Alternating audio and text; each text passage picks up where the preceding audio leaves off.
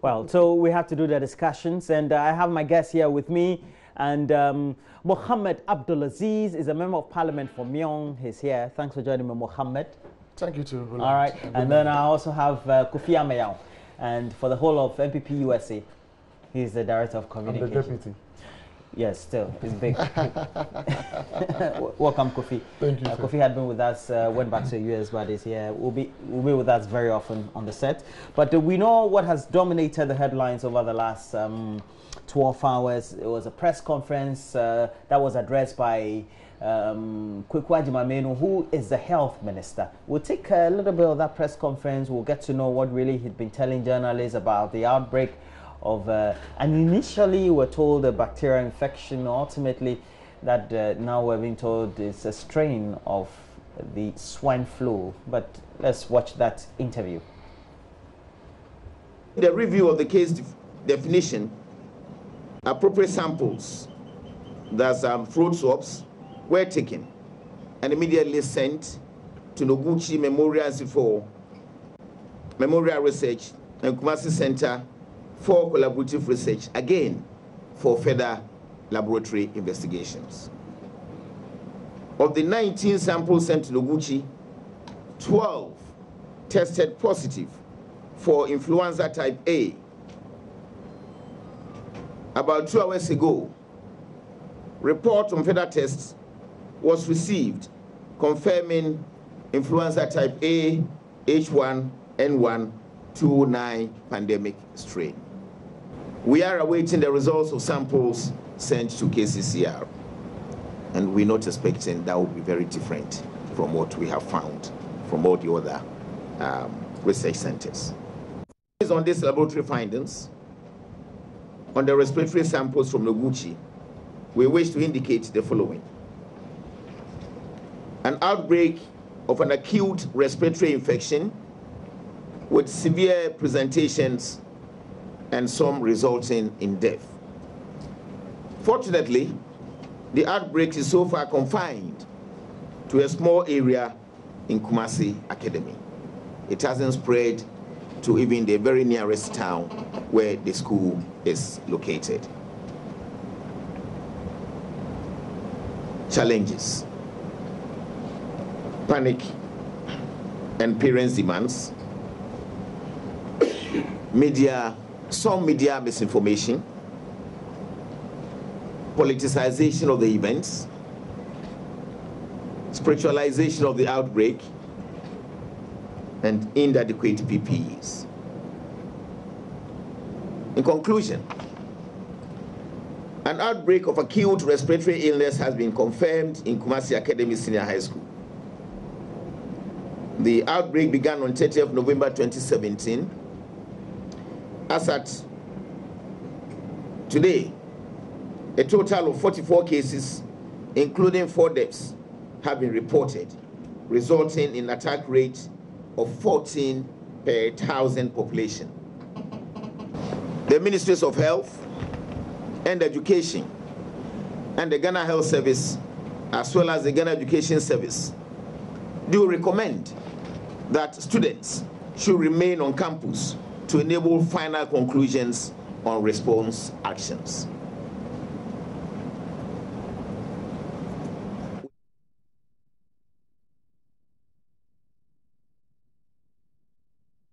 And that's Kwaku Agyeman, who is a health minister. But let's look at this, because now it's sent a lot of shivers down the spine of many people. And we know that when we had a worldwide outbreak of swine flu, the H1N1 strain, especially emanating from countries like China, elsewhere in Asia, traveling bans were instituted in various countries, but we know this is confined in a school just in a Ashanti region, but we don't know how many people also may have come into contact with some of the students, when we know that the bulk of them also are day students. We have their parents, their siblings, other relatives, friends, and other family. So I'll start with you, Kofi, and it's something that we all should be worried about, shouldn't we? Yeah, we should, and I've expressed worry when it started. That was about 2 days ago, and I said it was unacceptable, especially when they did not know what actually was causing the death. And now I'm a bit relieved that we do know exactly what the problem is, and that they've assured us that it won't happen again. Having said that, I want to go back a bit, because it's important that we remind ourselves where we have come from. And then moving forward, we know what to do.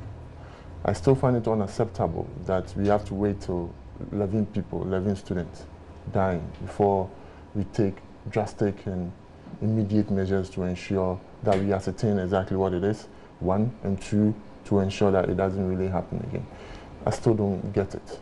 It happened once. It happened sometime between, the first case was about March or April, and 4 people have died, you know, in between this period, 11 students, and nothing was done until now.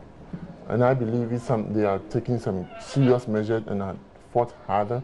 They could have been able to ascertain what it was. And then you mentioned something in your last comment. We don't know who might have been contacted. And it's extremely serious. We should look at this issue as an endemic, a serious and emergency issue. But I would also want to see something being done moving forward, not just, okay, we've solved the Kumaka issue and that's it. I'm also worried because with the new free SHS policy, we are going to have an increase in population with regards to the students. And you know, these, you know, virus or influenza virus do well in the populated areas. And if you look at our institutional structures, especially the secondary school and the university, because of the number of students who are there and how they are clustered in one corner or a room, it becomes serious. And I don't know whether we vaccinate is a mandatory, you know, policy that students should be vaccinated before the start of school. I don't know. So we have serious issues at hand, and I believe moving forward we should use this as a yardstick in making sure we do the right things. Before students go to school, they need to be vaccinated. I was vaccinated not too long ago, flu vaccination. It's something that within a season, especially around the winter season, they make sure, you know, there's a serious campaign education. Abroad. There's a serious campaign that everybody needs to get vaccinated. And there are certain jobs, you can't get the job until you are vaccinated. And I think with an increase in population... So they do that, they verify and make sure that you have been vaccinated? Oh yes, I see. Your doctor would have to, you know, I mean, I don't want to go there. There's a system, you know, you go into the... Oh, I think for the better part of education and sensitizing our public, exactly. It's important that we say some of these things. If we can do it in the schools, at least we should make sure they do it in the hospitals or in the polyclinics so that there will be some documentation to verify that indeed every student has been vaccinated before they come. I'm worried and I'm scared, especially when we are going to have increase in the student population. And now that we have realized this, you know, it's contagious and the virus does well in a populated area. We should be worried as a government, we should be worried as a people. And I'm glad finally there's some form of finality to this issue, but let's do something moving forward. You know, we should stop this attitude where when an issue comes up, we solve it and we just go to sleep and expect or wait to see if the next one will happen, and if it doesn't happen, okay, hallelujah. If it happens again, then we do the firefighting, but we should put up preventive measures to ensure this thing doesn't happen again. 11 deaths, unacceptable. Yeah, it's really unacceptable. But at the end of the day, we know that perhaps maybe if we had been a lot more proactive, knowing that hindsight, we had initial concerns being raised about the health of the students in Kumaka, following those initial reports back in April. We could have done something. Yes. Good morning, Roland, and good morning to my co-panelists, and good morning to our viewers. I agree with you perfectly. It is regrettable that we are here as a country where we have lost about 11 lives as a result of this swine flu.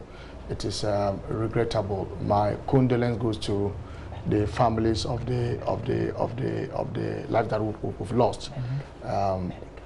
It was needless, something we could have avoided, but the steps that we have taken so far, I must comment that the steps are not too bad, except that we could have acted much earlier.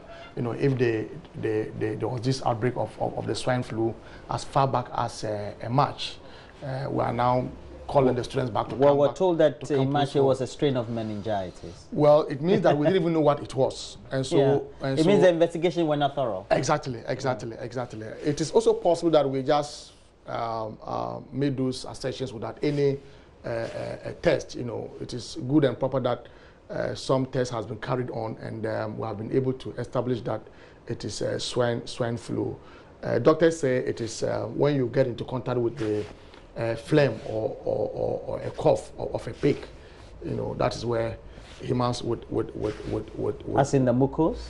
Exactly. Of a pig? Exactly. That's where humans would get the swine flu. And it is also a communicable disease. And so we must as much as well try to avoid overcrowding, especially that there's this outbreak in our secondary schools, in boarding schools, where they are mostly overcrowded.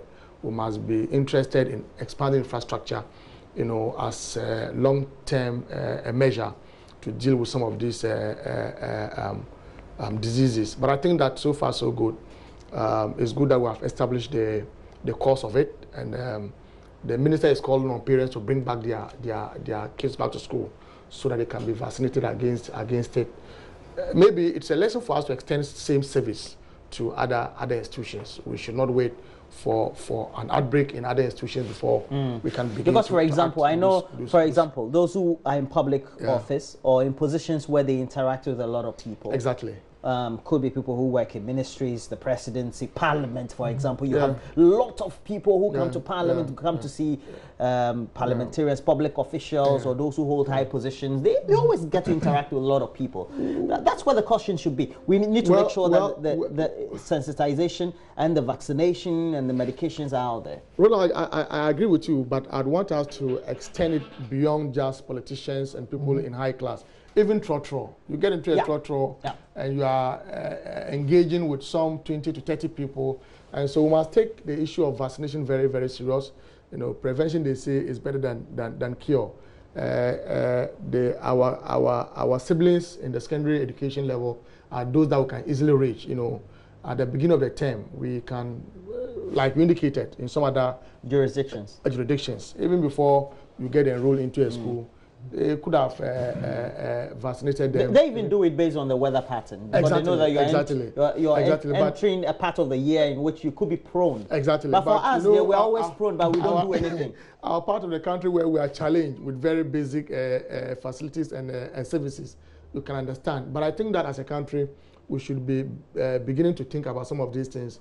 It's good to prevent it than to engage in this knee-jerk reaction, and sometimes not even knowing what exactly is the problem.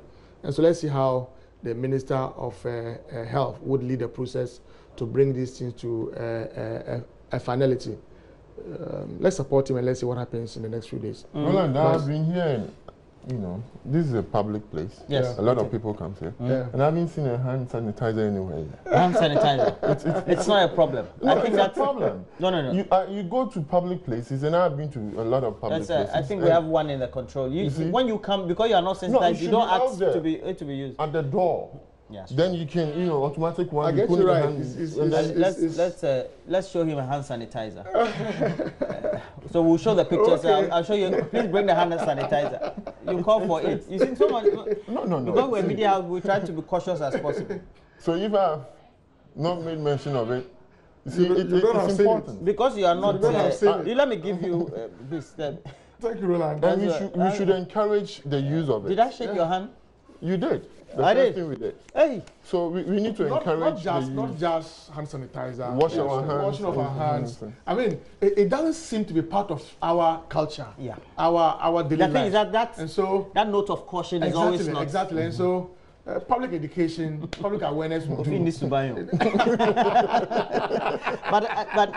But we'll be speaking to the head of disease and surveillance control unit of the Ghana Health Service by 8 o'clock. Dr. Bequin spoke to us yesterday. Okay. And he's right there in Kumasi. We'll be having our correspondent there. But then, you know, during the initial introductions and the discussions, we talked about the chain of people and interactions that some of the victims may have met. And even those who perhaps maybe because of their strong immune system may have the thing in them, but the thing may not have resurfaced. How worried should we be? We've already expressed the fact that we need to be worried, and this is about time we started, embarking on a serious education. We cannot wait for people to die as a result of this kind of disease. These are extremely preventable. Yeah. So as much as possible, there should be education. I am hoping and I'm praying that the Ministry of Health and then the National Civic Commission on Education will embark on some form of education, educating the people on the use of hand sanitizers, washing their hands, and avoiding overcrowded places, and keeping their surroundings very clean and all of that. Because to die of this disease for me is shameful, it's regrettable. You don't need to die of influenza, especially in this day and age where it's highly preventable. So again, I would want to see the hand sanitizer not in somebody's corner, but out there in the public, so that people will be able to use it. You say you are doing, but I understand where we live, like I indicated earlier, it doesn't seem to be part of. But now we have to take it. Exactly. The state has every responsibility to take lead in creating public awareness in some of these issues. And like state institutions, our secondary schools, these are state institutions to a large extent. Is the state that owns most of the training institutions in this country. So the government must take the lead through the Ministry of Health to vaccinate our students, not just at the secondary school level, even at the basic level. I think it is important that regrettable in this 21st century, people die out of swine flu. Something we could have avoided, but better late than never. That steps are being taken to bring it to a halt. Let's see what happens in the next few days, and then we can pass a final judgment. But for now, let's see how. We're not passing judgment at all. We're just trying to make sure we spread the education, and it's education that's going to take. Of course, we should also be interested in seeing whether the state institutions are doing their best or not. After all, we have a minister responsible for health, and so I'm saying that the steps taken so far, not bad. They have gone to run a test at the Nukuchi Memorial Center. It's not bad. Let's see how they can continue with the efforts, and based on what they do, we can assess them whether they have done well or not. Okay, but let's move on. Yesterday, we also brought to you live the Thanksgiving service of the new Patriotic Party and government of Nana Addo Dankwa Akufo-Addo, having been in office or elected in the December 7, 2016 presidential and parliamentary elections, are getting majority of the seats in parliament, and ultimately their flag bearer, who is now the president, becoming president or winning the overall seat of the country. And that was really a good day for us, almost like rubbing it in the face of the opposition, the NDC. We have always been doing that. Oh, okay. If you go to the social media, we remind them. Sometimes something happens. Yeah, I know, right? You say, let's see this opportunity. Yesterday, I saw a lot of screenshots from a year ago in terms of the reports on the various internet portals. Well, and on a more serious note, we have every reason to be thankful. First to God, because we said the battle belongs to Him. We know the history, especially with the presidents in 2008, 2012. Especially in 2008 when you just lost by the skin of the teeth. And then in 2012, because of the irregularities, malpractices, omissions, and statutory violations, we lost the election. So 2016, we felt we can do everything possible, but there was a need for God to be in control. And indeed, He was in control, because if you look at the result, it was overwhelming and emphatic. And then, so we first and foremost thank God. And secondly, we thank the people of this country for listening to us, accepting our message, that indeed we can provide them with good governance. We can industrialize the country through the modernization and transformation of agriculture. We can create the right atmosphere for businesses to do well. We can also take advantage of the ECOWAS region with regards to markets for the things that we'll be able to produce. And when we told Ghanaians, they accepted it and they voted for us. So we also thank the people of this country. But we also need to remind Ghanaians that they cannot go back to the NDC again, because when they do, it will be catastrophic. If you look at the last 36 years, from 1981, the NDC alone has had about 27 years of it. And then if you look at the foundation, yes. Okay. JJ, You mean 11 years. the PNDC and NDC. I'm talking about the last 36 years of our life. It has been handled for the last almost 4 decades. We've had about 3 decades. And you are the same people.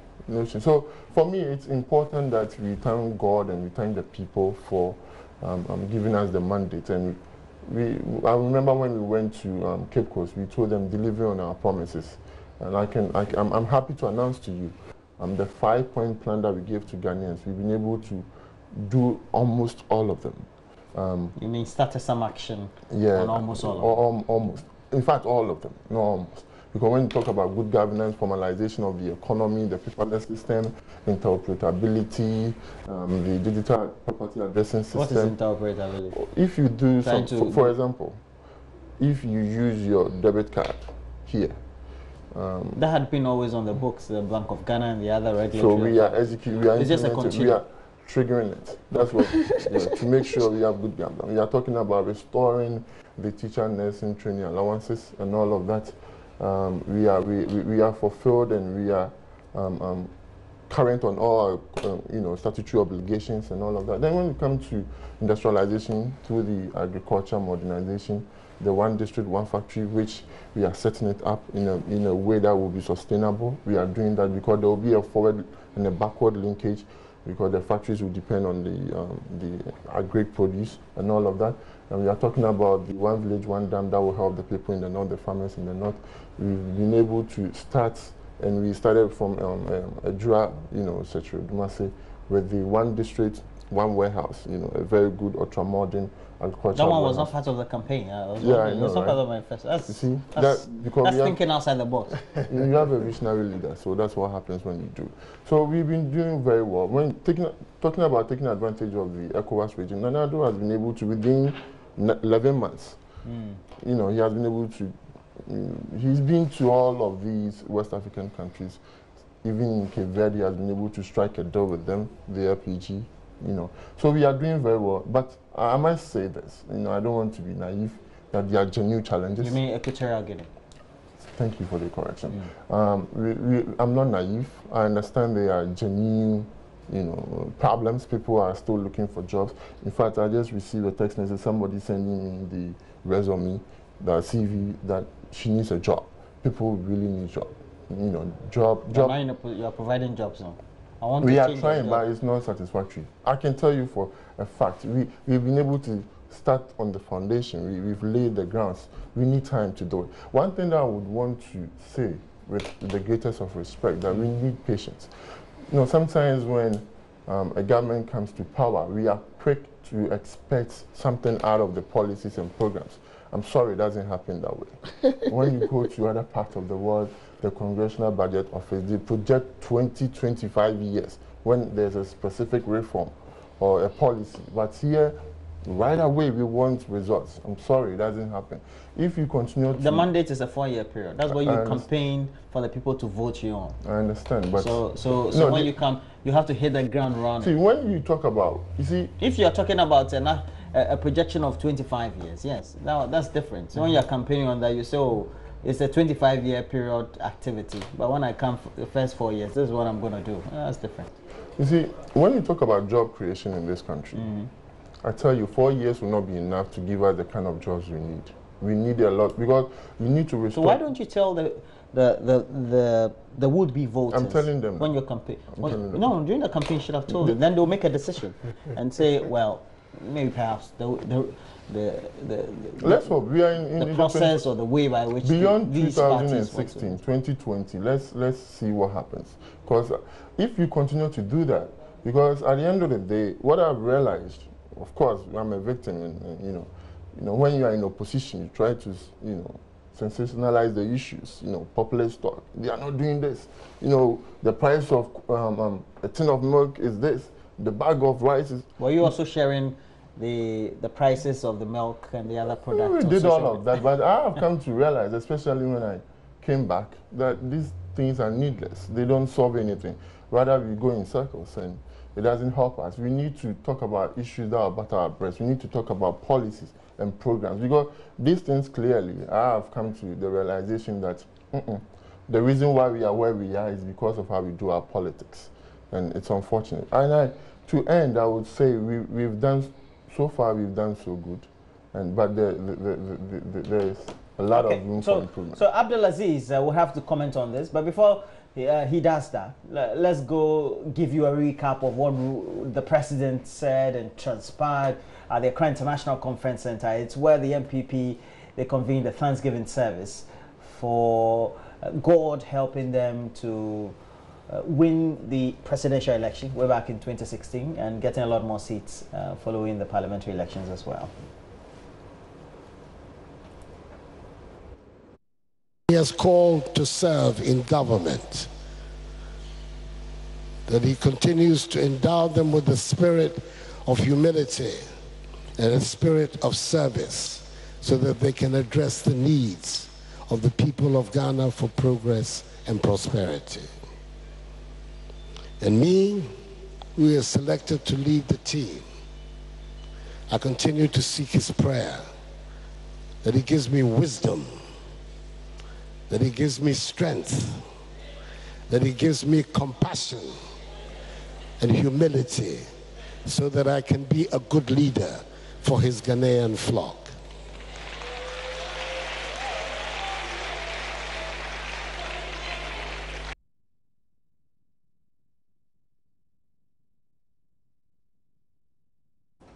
Amen.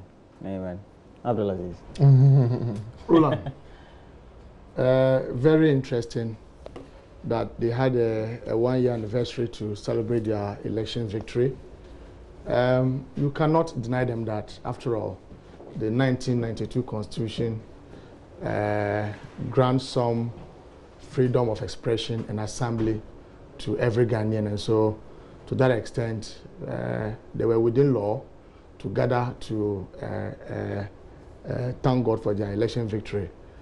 The average Ghanaian is very religious, and so let's give them that, let's grant them that, except to say that our colleagues from the NPP are now waking up to the realities of the day.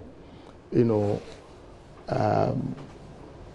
immediately after the elections of 2016, they went into town with some huge numbers that they had won the elections with over 1.5 million votes. Now it came to over 1 million votes. Now it has been established that yes, they won and won emphatically, but the numbers were not anything close to 1 million votes as they claim. But you see, these elections that we had was not won by the NPP. We gave out power to them. You know, very lofty pledges were made.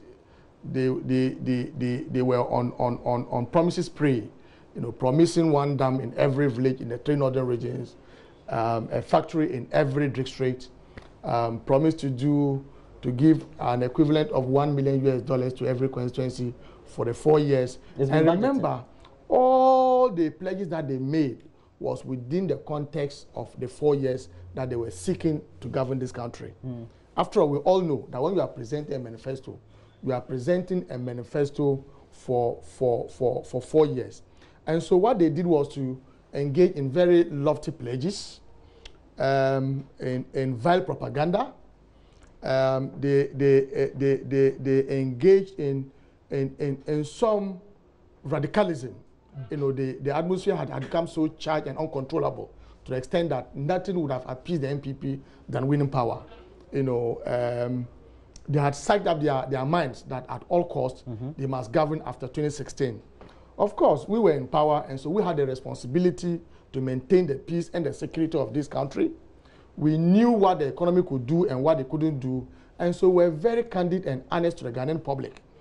I mean, it is a known secret that the NDC under President Mahama and President Mills did a lot to improve upon the infrastructure of this country. Unemployment has become a very serious issue in our governance equation. There's nothing that you can do about it. We are challenged as a country that we have a very teeming unemployed youth. We have graduates from our universities, from our polytechnics, who are seeking for jobs. And so anybody who promises to give them a job is most likely going to get not just their votes, but also the votes of their families and their prospective dependents. And so it's understandable where the problem came from. And also largely because the Ghanaian public have come to the 8-year cycle, that this party has been there for 8 years, let's try a different government. They've been saying they go for 16. You think that some governance fatigue, there was some in-house fighting within the NDC. There was too much complacency. And that's why I'm saying that to a large extent, we handed over power to them. They didn't win power. If we had done, if we were a little bit smart about our campaign strategy, I'm sure the results would not have been what we recorded. It is with pain that I go through some of these things. But for the NDC as a party, we have gone into a research to know why we lost the 2016 general elections. We are currently doing the healing process. And right after the healing process, somewhere next year, early next year, we are going to start our party's reorganization. We are going to start with the branch elections to constituency, to regional, to national, and then subsequently elect our parliamentary candidates and flag bearer. And I'm very hopeful that when we finish our reorganization, we are going to come back with more confidence. We are going to sell our ideas. We are going to offer alternatives to what the NPP is doing. Currently, even the minority in Parliament, we are able to hold government accountable. We profile alternative solutions to what they are doing. And so I have no doubt in mind that the NPP would leave the Flagstaff House come January 7th, 2021. I have no doubt about that. But you see, I would have been interested in the NPP coming to celebrate their achievements and not the election victory. They must get themselves out of the campaign mood. The elections are over. You won. You've been sworn in. They should have been celebrating their achievements. They should have been telling the Ghanaian public if they've been able to do the dams that they promised. They should have been telling the Ghanaian public how many factories they have established. They should have been telling Ghanaians how many constituencies have received an equivalent of $1 million so far. They should have been telling the Ghanaians how many jobs that they have offered to the unemployed youth in this country. But for you to gather yourselves, on a Thursday, a working day, use state resources to go gather yourselves at the International Press Conference Center to celebrate over your elections victory. How many times do you want to celebrate this elections victory? You have done that several times. What the Ghanaian public now needs from you is to deliver on what you pledge to do. And the signs are very clear that you are failing and failing so quickly. People still have the guts to talk about $1 million US for every constituency. This same amount was provided for in the 2017 budget. How many constituencies have you given one city to in respect of that pledge? No constituency? No constituency. One city. But they have done a number of undertakings or perhaps even some policy initiatives. No, Roland, it is a fact. It is a fact. The flagship free SHS that is benefiting first-year students. And you know the trouble that has come with the introduction of the free senior high school for first years. What trouble? You and I are aware that even though government budgeted for 400 million Ghana cedis, as we speak today, they have just released only 20% of it. Mind you, the schools are supposed to go on break on the 14th of December. Just in about a week's time, the schools are going to vacate. If you have given them just 20%, the question that arises is, how has the headmasters and headmistresses funded for these students? They have largely depended on the school fees of the second and third years. And so I'm not the one cooking those figures. It's the Minister for Education who has told us that they have just released 20%. And now we have all seen the horrifying pictures that we have subjected our siblings and kids to. And so it is a big failure.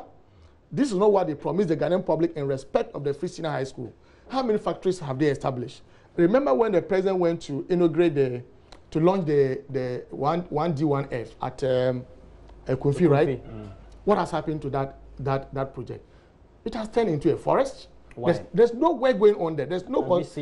I have seen pictures of it on social media.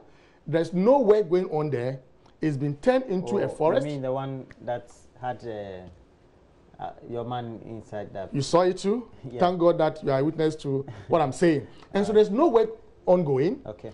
The president in launching it had indicated that by the end of the year, they were going to do 51. Overall, government has... Roland, tell me what they have done. Tell me. Free SHS. Oh, I have told you what the problem that is accompanying... It has problems, Free but Senior they High have School. implemented. When you see, we didn't say that Free Senior High School is not implementable. We said it was not possible. Did you also intend to implement it without problem? Progressive, and that was even on this show. That's what I had given you numbers. Also intend we to went in for progressive introduction. We'll come back to discuss this. Let's go to Kumasi Academy. And it's where my colleague Ohimin Teria is coming to you from the campus, and we'll bring you the latest update on that. Ohimin, good morning to you. Ohimin, good morning. Good morning, Roland. And I know that following that press conference by the health minister, everybody should be worried. Is that the situation in Kumasi, and especially on the campus of Kumasi Academy?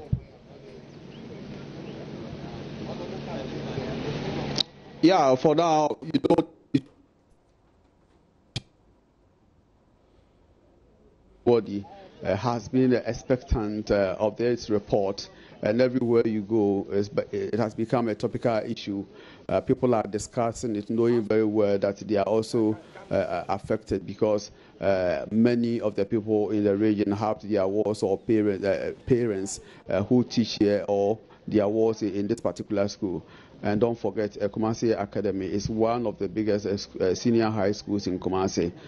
So it was an issue, and everybody, as we speak now, is still talking about the fact that now health experts have been able to make diagnosis of this particular condition.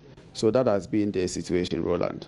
Have we had some of the experts themselves come to the campus and perhaps interact with you, media? And have you seen, by your observation, them also interacting with the parents and heads of the school? Yes, we have made an arrangement to speak to some health experts, those who have played a key and influential role as far as the issue, health issue at Kumasi Academy is concerned. And this morning, they will be giving us more in-depth analysis as to what to be done, what has gone in, and then what they will be doing in the coming days to return to academic. And this morning, being to this school,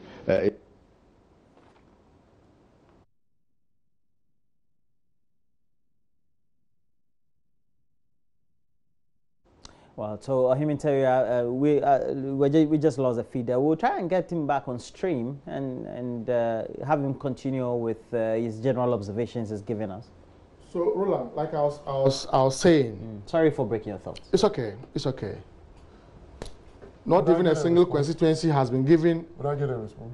Oh, sure. We're having... Not a single constituency has been given an amount of $1 million US. No factory has been established in any district. Oh, I've told you there's nothing going on there. What they went there to do was just to engage in fanfare like they did yesterday. I mean, not even a single dam have they constructed. It's a fact. It's a fact. Allowances. I mean, the Minister for Finance comes to tell us that they have restored the teacher trainer allowances. That is not true. They have not restored it. Not even a single teacher has received any allowance. It's on record. Go and check. You can't lie to us in broad day like this. It's unacceptable that people who are mandated to govern will look straight into our eyes and lie to us. Not even a single teacher has received any allowance. Anybody with contrary information from government should come forward with it. That is not fair. Look, in the year 2017, when they budgeted an amount of 1.5 billion Ghana cedis for the office of the president, and we said the amount was too high, because if you combine all the allocations to the office of president from 2013 to 2016 under President Mahama, it was far, far less than 1.5 billion Ghana cedis. And that in a single year, 2017, that amount was allocated to the office of president. were told that one district, one factory was coming from that, and that one dam, one village was coming from that. The years ended. Almost all the 1.5 is squandered. They have not done a single factory. They haven't done a single dam anywhere in this country. And so I am worried. But you see, my brother and friend here, perhaps because of his background, seemed to be departing from his party's position, that having returned back to Ghana, he has seen that our problem is that we are not patient, and that what they pledge to do can only be done in 25 years and not in 4 years. Said that. Meanwhile, they were so you're saying that he's seen the light? He's seen the light. He's seen the light. I mean, and he says we engage in populism, something that his party was engaged in from 2009 to 2016. I mean, he's regretting it. But you see, you should have shared these ideas with them even when you are seeking for power. When you win power and you now say that we engage in populism in Ghana, where you engage in populism in the run-up to the 2016 general elections, when you level all manner of allegations against the NDC and President Mahama without any evidence. You see, what they have given us is what they didn't promise. For instance, the president and the NPP then campaigning as a candidate didn't promise us a homegrown terrorist. Oh, yes. What's that? Homegrown terrorists. These are invisible. Is it visible or hold on to that. Now let's go to Kumasi Academy. Oheminteria is ready to speak to the Asokore Mampong Municipal Chief Executive, Alhaji Alidu Seidu. And take it over, Oheminteria.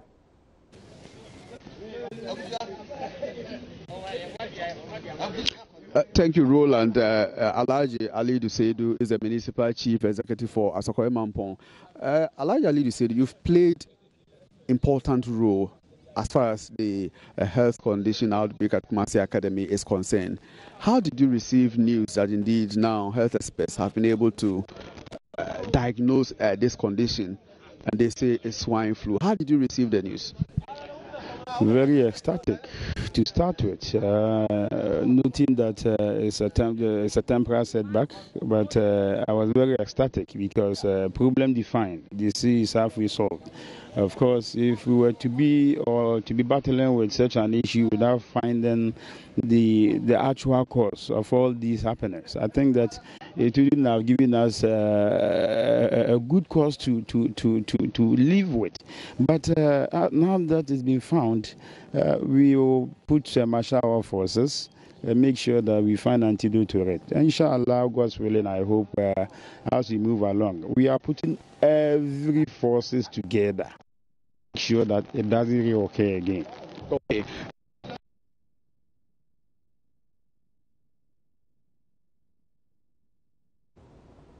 Again, we're having some problem with the feed, and it's Oheminteria speaking to Alhaji Alidu Seidu, who is the Municipal Chief Executive for Asokore Mampong. It's the municipality that is hosting, or it's where we have the school located, that's Kumasi Academy. And you're having some initial discussion. Just wrap up on this so that he can also have some. So I'll say that what actually they didn't promise is what they are giving to us. So they are giving us the local, the homegrown. Which one is that? A terrorist. This is it invisible or visible forces? The Delta forces, the Kandahar boys, our courts being vandalized and judges being chased away in broad daylight. These were things that they never promised us. In fact, we're not told that corruption at the presidency would soar like we are seeing today, because it's on record that your own MP, Kennedy Ajapon, says that for businessmen to see the president, they pay as much as $20,000 US. That is the lowest point that we can ever get to as a country, your own member of parliament. And so I'm worried. And when you talk about statutory obligations, you are up to date. Check the records. Go and check National Health Insurance. Go and check the District Assembly Common Fund. You are in arrears of all statutory obligations. It's a fact. And look, I refer you to the 28... But it's not new, is it? Exactly. But when he says that they are up to date, I just want to correct that. You see? Perhaps maybe he's talking about they don't have the length of the backlogs or the extent of the backlogs that we used to experience. We are current, so go ahead. When you say you are current, that is not true. I've just told you that you are in arrears of all the statutory funds. And I refer you to the 2018 budget. Noted. Teacher training allowances is aligned to statutory funds. What that means is that the only statutory fund related to education is GET fund. So when you say you are aligning the payment of teacher training allowances to statutory fund, all that you are saying is that you are going to pay teacher training allowances from GET fund. That is a sin, not a crime. That today, the GET fund law that we passed as NDC to improve upon infrastructure in the educational sector, you now want to pay allowances from that? When we still have kids learning under trees? That is incredible. You are not just being incompetent, you are being reckless. And look, nursing training allowances, they are seeking to tie it to health insurance fund. Is that what the law was meant for? That you came into power on the back of collapsed health insurance, and that our hospitals were not functioning. Today, you want to pay. And why are you getting this information from? It's the budget, the 2018 budget, that they are aligning the payment of teacher training allowances and nursing training allowances to statutory funds. And I'm saying that the only statutory fund related to education is GET fund, and the only statutory fund related to health is the National Health Insurance Fund. You said the health insurance had collapsed and that our hospitals were not functioning. Today, you are not interested in improving in the infrastructure in the health sector. You are not interested in improving in infrastructure in the education sector. All that you are interested in is your campaign pledge of restoring allowances, whether it inures to the benefit of the Ghanaian public or not. I mean, it is sickening. But you see, you can understand. When they say that the battle is a lot, I can agree perfectly with them that indeed, today as we speak in Ghana, the battle is truly the Lord, because things are not working at all. It's amazing. But I mean, my brother, he's a very fine gentleman. He says within 25 years they can be able to do, and that we are not patient as Ghanaians. We should be patient. It cannot be done in 4 years. They require about 25 years or 35 years. 25 years. A gallon of petrol. A gallon of petrol was selling below 16 Ghana cedis. Today it is over 20 Ghana cedis. I know. Over 20 Ghana cedis. Please, a cedi. You want to have a rebuttal? A cedi to a dollar was 3.6. Today almost 5 cedis. This was expected. So let me go. Let me make some few corrections. You see, he was talking about the fact that we are not trying to expand infrastructure with regards to health. But you told us we've done all of them. What? Your mama, is that no. When I say you told us, that's what 2016. That we have done everything. Said the Mahama has done all the everything. That's what you said. You gave us the green book. You gave us the green book and said when it comes to infrastructure, Mahama has done more than even Nkrumah wasn't able to do. You said it. Wasn't in the green book. You see, the one district, one factory. I don't know whether it's an attitude of insincerity or politics. They talk about the fact that government has not built any factory. Meanwhile, our manifesto was extremely clear, crystal clear, that we are going to partner with the private sector to establish factories at the district. We are not saying government itself is going there to erect, building. No, that's not what we said.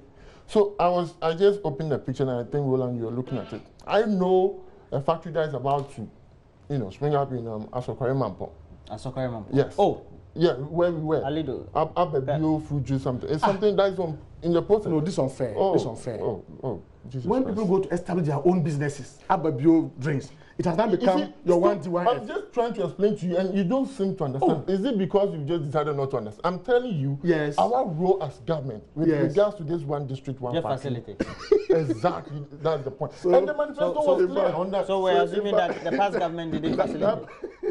No facilitation. You see, Roland, he said they gave us power because of their, inefficiencies and because they didn't do things right. Is that what I said? Yeah, you said that. To some extent, I do agree that you gave us power, because when for 3 consecutive years we were experiencing double-digit budget deficits for 3 consecutive years. In 2015, you sent us to IMF for a bailout. What it means is that you cannot manage the macroeconomic indicators. Therefore, IMF should come in and give you policy credibility. What that means is that because you are so poor in managing the affairs of this economy, IMF should come and manage it for you. So yes, indeed, you did give us the power, and we appreciate that. But what you fail to realize is that you really, really were incompetent with regards to the But it's management. not true. That decision to go to the IMF perhaps has journeyed the country to where we are today. Are we still with IMF today? Have we exited from IMF? Roland, you are very exited from much IMF? aware that when we went to IMF, they gave us targets and a completion point. And before you can be successful with regards to the completion, you need to achieve all of the targets. Sure. The Honorable is sitting here. Let him tell us whether they were able to even achieve just a single target of the IMF. Well, you were not even able to a single one of it. We went to IMF Hold on. for policy credibility. When you were talking, I and kept that quiet meant for we're 40 minutes. incompetent. You spoke for You 40 have been in minutes. power for 1 year. Here. I was writing my notes. Go ahead. So you I'll missed get all the my targets, and 42 definitely to IMF come is up, not so. going to say, okay, you were supposed to finish in 2018 just because you're a new government, we are going to give you a pass. Definitely you need to finish. That's why we have to extend the period. But let's come back to the issue. Extended it to 2019. Because we have Under which regime? Because we are Under not which able to regime? achieve the target. Go ahead, under I'll come your back. regime. I'll come back. Don't So worry. Go there's ahead. a need Go for us ahead. to I'll come achieve the back. target in our regime. I'll come back. so that's why the extension. Exactly. Oh, I see. Now let's come back to the main issue. You see, within these 4 years, every promise we made to the people of Ghana, we will deliver. The commitment is there. The leadership is there. The enthusiasm is there. The spirit of the people is behind this administration, and we will do what is right by the people. So just take your time. You can do all the populist talk and all the partisan talk and the politics. At the end of the 4 years, when Ghanaians go to the polls, they Well, will 1 minute express to- the enthusiasm that 1 minute indeed to- Nana Addo Dankwa Akufo-Addo delivered on all his promises to the people of this country. All right. You can continue to engage in that political, no, we're on set, so I would avoid that word. You can continue to tickle yourself, you see, but the Ghanaian public are watching you. It's today, know that. when someone goes to establish his factory to process fruits, something you have no hands, you have no idea Government about. comes into facility. Is that How did they facilitate that? They should tell us. no. You see. Ask me now, tell you. My Ask brother, me. take it easy. Okay. You told me to allow you flow. You are just- asking a question. Just allow I'm me, trying to allow help me, you. allow me I'm to helping you with the answer. that people now establish their factories. You have nothing to do with it, and suddenly it becomes part of your How did you know that? your achievement. 1D1F. You are saying it's going to be private sector led. Yes. Oh, take it easy. You I'm say not it is talking. going to be private sector led. What must be put on record is that we never voted for any private sector. We voted for a government. Are you listening to what you listen? Yes. We are holding you accountable and not the private sector for the failure of the 1D1F. Don't shift the goalpost. Where And is let the me failure tell you. coming from? Let me tell you. Even there's some policy inconsistent about this 1D1F. You don't even know whether it's under the Minister for Special Initiatives or the Trade and Industry Minister. There's a big fight over that policy. There's a You are secretariat. in government. There's a Go secretariat in and charge check. of it. I can tell you on authority that the Ministry of Trade and Industry do not want to recognize that secretariat, and they think that the 1D1F Who told you is. that? Oh, well. I You told see, you about Or you that have your people. sources. I have my source which I have the right to protect. Now, when you say it's going to be a private sector led, in the 2018 budget, you are allocating 2 million Ghana cedis for every district for the implementation of the 1 factory. How do you tell me that it's a private sector led and that you have got nothing to do apart from laying the foundation for the private sector? And look, it has been the duty of every government right from Nkrumah to lay a foundation for the private sector to propel. And so that one cannot be used to substitute for 1D1F. No, you cannot do that. You cannot just do that. You are allocating 2 million Ghana cedis for every district for the implementation of 1D1F. You are saying it cannot Today- be done or what? What's your you difficulty? see, Or that it has not started? All that I'm saying is that It's been budgeted for, hasn't it? We need policy consistency, whether it's going to be done by government as you pledged, or it's going to be private sector led. And I'm telling you today that since the days of Nkrumah, the duty of the state has always been to lay a solid foundation for the private sector to propel. And that's offer what they're jobs. doing, isn't it? And so it doesn't come as anything new. Your manifesto, and I'm just telling you, and of it's 2 million. and 2 it's, million. and it's highlights on one he knows district, it. one factory. I'm not sure he knows that. I just want to I'm provide sure he information. knows it. So 2 million Ghana cedis has been allocated for every assembly for 2018 to do the 1D1F. How do you tell me it's a private sector led? Where from that 2 million Ghana cedis? Facilitation. For 2 million Ghana cedis. Interesting. Can we move? No, if you can locate your... I see no, IMF. You say okay, we have to wrap up. IMF, we have to wrap up. We have to wrap up. We went to IMF and that meant that we failed. I get you right. We have to wrap up. Policy credibility. When the president engaged the press, the president said we're walking out of the extended credit facility with the IMF. The president didn't even know that his economic team led by Dr. Mahmoud Bawumia was in the process of extending that Who told you the president didn't know? He didn't know. He said we're walking out of it. Oh, please. At the end of the policy. You have got to extend that same policy. That's okay. That's okay. That's You've okay. been back for 1 year. That's okay. But it's okay. So if we have to wrap up, but I wanted us to spend 5 minutes on this. You know, the National Service Secretary, I didn't tell you this before. They had introduced insurance, which is compulsory, on the allowances of each of the beneficiaries or the personnel. Now, this had been resisted by a section of the personnel. They had gone on to start or announced that they will start the implementation. And now, well, a section of the personnel decided to take them to court. But first, I just want us to have our thoughts initially on what was the intent and was it a plausible one? Was it a very good initiative? It was, but for me, I believe the implementation was wrong. Health insurance or any form of insurance should be optional. It shouldn't be mandatory. That's where I believe it was. You're bringing your US mind. It was wrong because, of course, the package I've read, I've listened to the boss, and it's good. It's laudable. At the end of the day, I am of the opinion that it has to be optional. You don't need to make sure everybody becomes part of it. So, I mean, at the end of the day, if somebody decides, see, that's why I love this country. Sometimes, well, most of the time. Sometimes it's. Yesterday was hectic. So the things that we do in this country, our attitude. But some of these things makes me happy as a Ghanaian that people are not satisfied with the decision that they took it to court. Yeah. That's what because the package, which took effect or retrospective effect from September 1, would have ensured that, well, if you get injured or whatever, you've involved in an accident. This is kind of a life policy, insurance policy. Yes. Why should that be mandatory? You get some 3,000 Ghana cedis. That will be made available for you, Mohammed.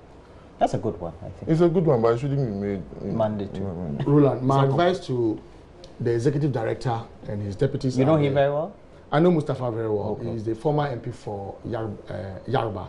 And the deputy is our own friend, Nanabi. I would advise them to just walk out of that thing. They should just walk out of it. Why? Well, my friend has said it all. Insurance is an optional thing. It shouldn't be compulsory. In any case, what are they insuring them against? Accidents. When they are in town walking, when they are engaged in their own personal activities in town and they are injured. Service persons teach sometimes, they work in some hazardous environments. When they post someone to JoyNews here to do his or her national service, the safety of that person becomes the responsibility of management of JoyNews and not national service and not that person. No. What is the trend? What is the trend? What have they used as the basis for this policy? I would just advise them to, we're all young guys engaged in politicking. This issue has raised a lot of controversies, and I would just advise them, whatever plans that they had, that they should work out of it. It's a very bad thing. The service personnel themselves are not happy about it. And to the extent that some of them are going to court, clearly means that they are not happy about it. At worst, optional. Okay. Those who suffer permanent or temporary disability would be enjoying 15,000 Ghana cedis insurance cover. In addition, the next of kin of service persons who die while undertaking the mandatory national exercise will also receive the same amount from Glycolife. They will also be getting free inter-MTN calls for service personnel each month. Free. That's a good one. A recharge credit of 5 Ghana cedis for calls to other networks. Free browsing on Facebook, WhatsApp, Twitter, Instagram, WeChat, Jobberman, Glyco website, all free. Well, you see. And then a 500 free SMS each month, 100% bonus on all MTN recharge that is made by personnel, a free movie viewing twice a year at Silverstar. Charlie, it's a great package. Are we turning the Kofi Ameyao is Deputy Communications Director of NPP USA. Thanks for joining me, Kofi. Is again a delight to have you in the studio. We hope that you stay around a couple of months so that you can be joining us once in a while. That'll be great. Thank you. I appreciate and then also Mohammed Abdul-Aziz is a member of Parliament for Myong. Thanks for joining me, Mohammed. Thank you, Roland. Shukran.